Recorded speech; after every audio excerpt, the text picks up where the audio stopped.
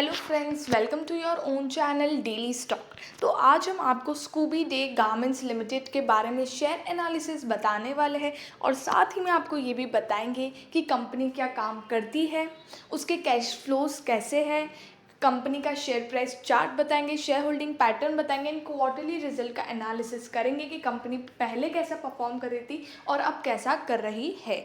आगे बढ़ने से पहले अगर आपने हमारे चैनल को सब्सक्राइब नहीं किया हो तो आप हमारे चैनल को सब्सक्राइब ज़रूर कर दीजिएगा, साथ ही में हिट द बेल आइकन। सबसे पहले अगर हम बताएं, Scooby day garments India limited ये विक्ट्री पेपर एंड बोर्ड्स के नाम से भी जानी जाती है। ये कंपनी बैग्स बनाती है और साथ ही में एल्यूमिनियम रूफिंग शीट्स बनाती है।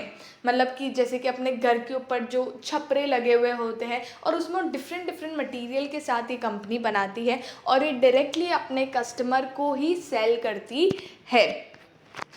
अगर हम कंपनी डेटा की बात करें तो मार्केट कैप है 169 करोड़ का। तो ये एक स्मॉल कैप कंपनी है, बट इसका अगर आप स्टॉक प्राइस टू अर्निंग देखेंगे तो 41.3 है। तो यहाँ पर कंपनी महंगे प्राइस पे ट्रेड हो रहा है। अगर इंडस्ट्री के पी से कंपेयर किया जाए तो उसके कंपैरिजन में ये महंगे प्राइस पे ट्रेड हो रहा है। अगर रिटर्न्स देखें कैपिटल पे तो उसको हाल फिलहाल पिछले 2 साल से अच्छा खासा मतलब एफिशिएंटली यूज़ करके उसकी मतलब प्रॉफिटेबिलिटी ला रहे हैं, मतलब 1-1.5 साल से अच्छा खासा परफॉर्म कर रहा है। लेकिन डेट कंपनी के पास है यहाँ पर 70.6 करोड़ का, तो अच्छा खासा डेट भी है कंपनी के पास अभी। फाइनेंशियल ट्रेंड की अगर हम बात करें तो पिछले 4 साल से कंपनी का रेवेन्यू के नंबर्स हर साल बढ़ते हुए नज़र आ रहे हैं। जैसे कि 2019 में 10.69 करोड़ का रेवेन्यू था, देन 19.84 करोड़ का, देन 26 करोड़, देन 43 करोड़। तो हर साल कंपनी का रेवेन्यू के नंबर्स बढ़ते हुए नज़र आ रहे हैं और जो लॉस के नंबर्स थे 2 साल 2020 और 21, उस टाइम थोड़ा बहुत कोरोना के इम्पैक्ट्स भी थे तो लॉस में थी कंपनी, लेकिन 2022 में कंपनी ने रिकवरी दिखाई है और 3 करोड़ 53 लाख का प्रॉफिट दिखाया है।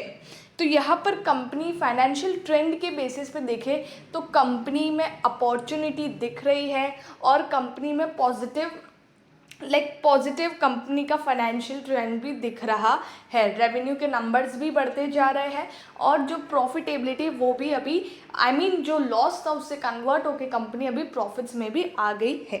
अगर हम और डीप में क्वार्टरली रिजल्ट्स अगर हम देखें कंपनी के, तो जिस तरह से जून 2019 में कंपनी का सेल्स था 3 करोड़ का, जो 3 करोड़ 4 करोड़ 3 करोड़ के लगभग इतना कंपनी का जो सेल्स हुआ करता था, वो सितंबर 2020 में 8 करोड़ का हुआ, इंक्रीज हुआ इतने क्वार्टर्स के बाद।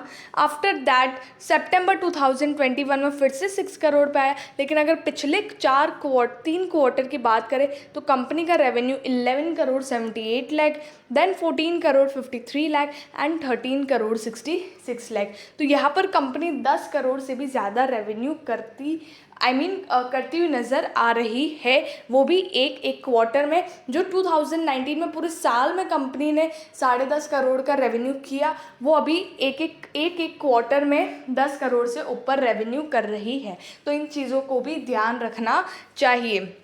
और जो कंपनी का जो ऑपरेटिंग प्रॉफिट पहले नेगेटिव में आया करता था वो कन्वर्ट होके अभी 2.24%, देन 2.60%, 3.03। तो कंपनी का ऑपरेटिंग प्रॉफिट मार्जिन भी इंक्रीज हो रहा है। मतलब उसके जो कंपनी बना रही है उसके एक्सपेंस को निकाल के अगर हम देखें तो कंपनी का यहाँ पर ऑपरेटिंग प्रॉफिट मार्जिन इंक्रीज होता हुआ नज़र आ रहा है। तो ये भी एक पॉजिटिव बात है कंपनी के लिए। अब यहाँ पर अगर हम total at last net profit अगर हम देखें तो वो भी यहाँ पर कंपनी जो लॉस में हुआ करती थी और कम प्रॉफिट में हुआ करती थी, वो जून 2022 में कंपनी ने 1 करोड़ 87 लाख का प्रॉफिट किया है। तो इस बार जो 2022 के रिजल्ट्स 23 के जो रिजल्ट्स आएंगे वो 2022 के कंपैरिजन में और भी अच्छे आ सकते हैं, क्योंकि कंपनी ने एक ही क्वार्टर में 2 करोड़ जितना तो नहीं, बट अगर 2 करोड़ जितना सिर्फ थोड़ा सा ही बाकी है, बट उतना प्रॉफिट तो कंपनी ने एक ही क्वार्टर में कर दिखाया है। तो अगर नेक्स्ट क्वार्टर के रिजल्ट्स भी काफ़ी बढ़िया इसी तरह से परफॉर्म करती हुई नज़र आती है तो यहाँ पर कंपनी के रिजल्ट्स और भी अच्छे आ सकते हैं। और जिस तरह से चार्ट दिख रहा है तो उससे तो यही प्रेडिक्ट हो रहा है कि कंपनी अभी और भी अच्छा परफॉर्म कर सकती है। शेयर होल्डिंग पैटर्न भी कंपनी की अच्छी खासी है। प्रमोटर्स के पास ही यहाँ पर 74.99% का स्टेक है। छोटी सी कंपनी में यहाँ पर डोमेस्टिक इन्वेस्टर्स का भी स्टेक है 1.48% का। एंड यहाँ पर एटलास पब्लिक रिटेलर्स है 23.53%।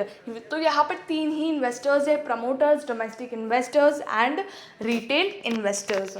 अब यहाँ पर अगर हम कैश फ्लोज देखें तो ऑपरेटिंग एक्टिविटी में अगर आप देखेंगे तो नेगेटिव में, मतलब जो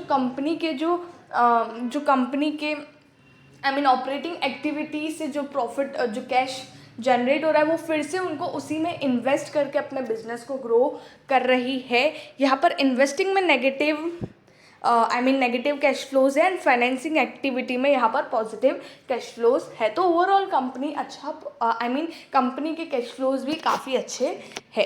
एट लास्ट शेयर प्राइस की बात करें तो 5 ईयर हाई है 227, करंटली 126 पर है। सैटरडे को 7.28% ये शेयर भागा था। तो इस शेयर में अभी मोमेंटम दिख रहा है और रेजिस्टेंस तोड़ता हुआ भी ये नज़र आ रहा है।